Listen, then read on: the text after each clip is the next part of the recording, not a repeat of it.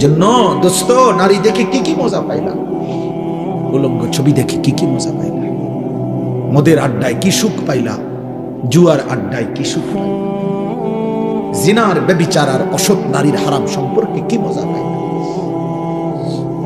নবী সাল্লাল্লাহু আলাইহি ওয়াসাল্লামের হাদিস শুনেন, আল্লাহর নবী বলেন, মান জানা ওয়া শারিবাল খামরা নাযা আল্লাহু বিনহুল ঈমান কামা ইয়াখলাউল ইনসানু আল কামিসা মিন রাসি।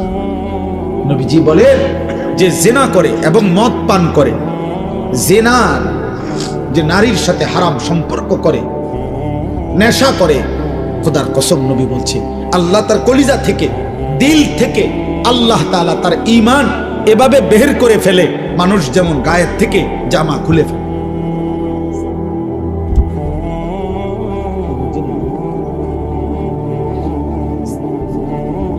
বিশুদ্ধ হাদিস।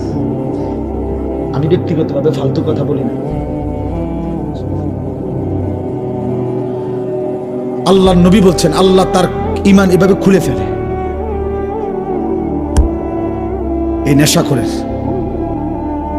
মদের আড্ডা, জুয়ার আড্ডা, নেশার আড্ডা, জেনার আড্ডা, এই তিন জিনিস এক ক্ষতি আনে, তিন দাগ। নারী, মদ, গান বাদ্য। যেখানে গানের আসর সেখানে নারীর আসর, সেখানে মদের আসর। যেখানে মদের আসর সেখানে নারীও আছে, গানও আছে। যেখানে নারী আছে সেখানে মদও আছে, গানও আছে। এটা এক ক্ষতি আনে, তিন দাগ নাকি একসাথে। এজন্য যে যুবক গানে আসক্ত, ওই নারীতে আসক্ত, ও নেশায়ও। এই হারামখোর চরিত্র।